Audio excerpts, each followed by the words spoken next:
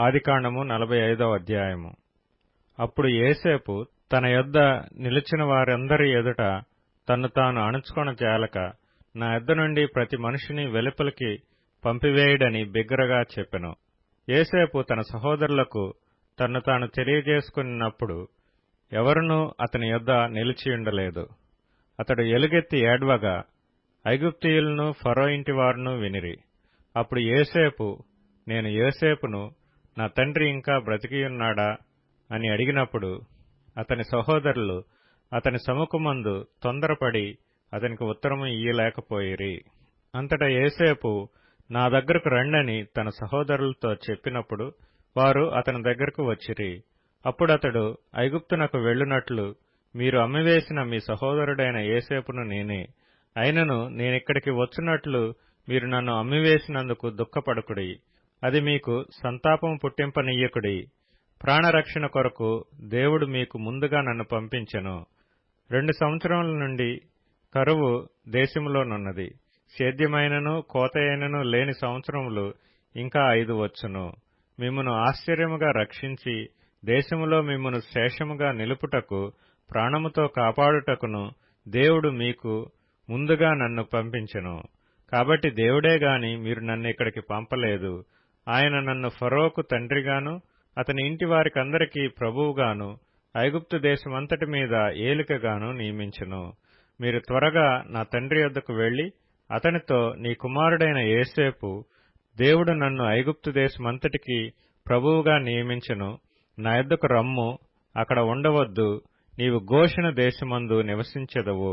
అప్పుడు నీవును నీ పిల్లలను నీ పిల్లల పిల్లలను నీ గొర్రెల మందలను నీ పశువులను నీకు కలిగినది యావత్తును నాకు సమీపముగా నుండును.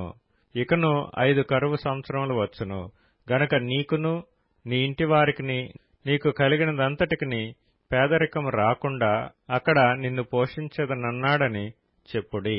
ఇదిగో మీతో మాట్లాడుచున్నది నా నోరే అని మీ కన్నులను నా తమ్ముడైన బెన్యామీను కన్నులను చూచుచున్నవి. ఐగుప్తులో నాకు కలిగిన సమస్త ఘనతను మీరు చూచినది యావత్తు నా తండ్రికి తెలియచేసి త్వరగా నా తండ్రిని ఇక్కడికి తీసుకుని రండని తన సహోదరులతో చెప్పి తన తమ్ముడైన బెన్యామీను మెడ మీద పడి ఏడ్చెను. బెన్యామీను అతని మెడ మీద పడి ఏడ్చెను. అతడు తన సహోదరులందరినీ ముద్దు పెట్టుకుని వారి మీద పడి ఏడ్చిన తరువాత అతని సహోదరులు అతనితో మాట్లాడిరి. యోసేపు యొక్క సహోదరులు వచ్చిన వర్తమానము ఫరో ఇంటిలో వినబడెను. అది ఫరోకును అతని సేవకులకును ఇష్టముగా నుండెను.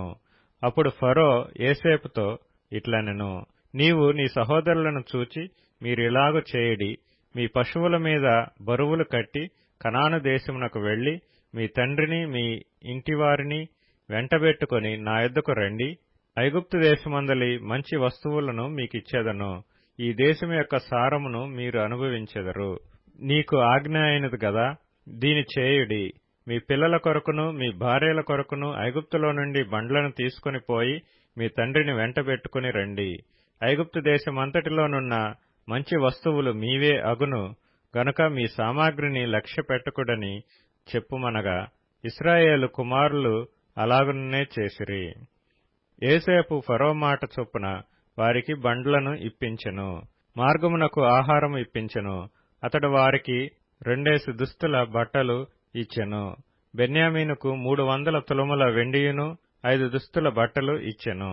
అతడు తన తండ్రి నిమిత్తము ఐగుప్తులో నున్న మంచి వస్తువులను మోయిచున్న 10 గాడిదలను, మార్గమునకు తన తండ్రి నిమిత్తము ఆహారమును ఇతర ధాన్యమును తినుబండారములను మోయిచున్న 10 ఆడుగాడిదలను పంపెను.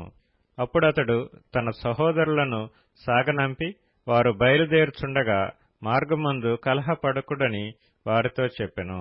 వారు ఐగుప్తు నుండి బయలుదేరి కనాను దేశమునకు తమ తండ్రి అయిన యాకోబు నొద్దకు వచ్చి యోసేపు ఇంకా బ్రతికియుండి ఐగుప్తు దేశమంతటిని ఏలుచున్నాడని అతనికి తెలియచేసిరి. అయితే అతడు వారి మాట నమ్మలేదు గనుక అతడు నిశ్చేష్టుడాయెను.